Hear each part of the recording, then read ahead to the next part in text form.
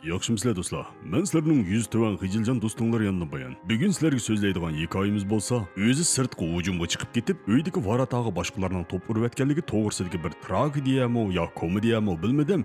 Aytavri ish qilib siydigan yeri yo'q bir kino. Kinorimiz oldingi asrning 60-yillarini orqa ko'rinish qilgan bo'lib, mana bu qoshburut o'ttir yosh chiroy kelgan formulari intayin yarashgan muavin kapitanning ismi Rustam edi.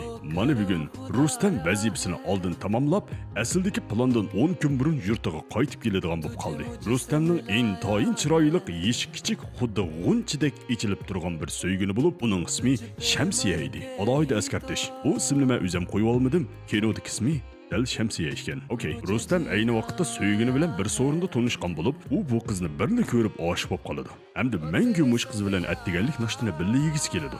Rustam qarmoqi Groy Tonkay bo'lgani bilan amaliyotda intayin langman bir yigit edi.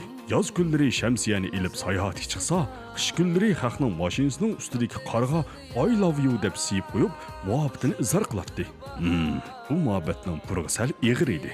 Mana bugun uyga qaytadigan vaqtlar oz qoldi. Rustam uyga qaytib so'ygini bilan ko'rishgandan keyin har xil har xil ko'rinishlarni ko'z oldiga akilib, baxtga cho'mib kulib ketdi.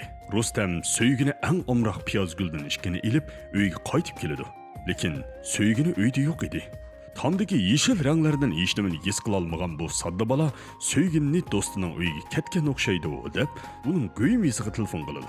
Yaxshimi? Men Rustam. Vay Rusi, yaxshimi? Shamsiya iningizmi? Ya, nima deydigansiz? Shamsi kelmidi. Xalqlarning ismini qisqartib chaqirishga omroq bo'lgan bu davban o'may chiroy xotinning ismi Priti bo'lib, xalqlar uni akiltib Piti deb chaqirdi. Bu Pitidan qoyil qilarlik javobga erisholmagan Rustam uy ichidan bir dasta gulni bayqaydi. Hamda uning ustida "Jinim, sizni saqlayman" vi degan xatni ko'rib qoladi. O'ziga qattiq tasalli tepishib usta bu yigit, bu gulni cho'qim yaqinda so'ygunimni og'rib qoldi deb boshqalar sovg'a qilib akelgan chig'i debla bizni saqlayman degan yeri haqichan do'stlarining balduroq uni orsiga qaytib kelishi uchun yozilgan tilaklarmiki deb o'ylab qoladi. So'ygunning kiyim shkafidan u bir muncha xatchaklarni bayqaydi. Xatda mundaq yozilgan edi: Chilla jonim qiqiqi xo'shnam uyg'onsun, lavlaridin tishlab olay cho'chib uyg'onsun. Har kunlari harroq ichib mas bo'lib vag'im boyay vi deb yozilgan edi. Bu xatni ko'rgan Rustam qattiq g'azablanadi. U nemish bo'lib ketdi? Xalq naqsining teksini mushtaqmi xato yozgan bormi? Ina xato'g'u bu tekis. Men bilaman bu naqshini. To'satdim bu xatni yozgan odam bilan gul so'qilgan odamning o'xshashla vi ekanligini his qilib qoladi. Asli jiq o'qimagan bir bola ekan-da, ismini to'liq yozolmaydi ekan bu. Bu ishoratlarni Rustamning faqat tushunmayotganligini ko'rgan taqdir ochchig'ida bir parcha rasmni jaloqini qilib yerga tashlaydi. Rasmdagi bu odam boshqa odam emas, dal buning uzun yillik og'inisi hamda qo'shnisi Vikram edi. Buni ko'rib, Rustamning kallasi to'satdan villini qilib yo'rib ketadi.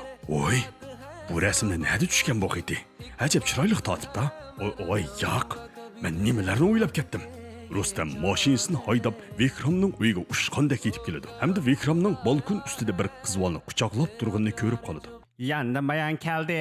Haqiqiy fantozlar o'rnlardan qopinglar. Oranglarda pano saloniga azab bo'lmaganlar bormi? Men bor hojam, men bor.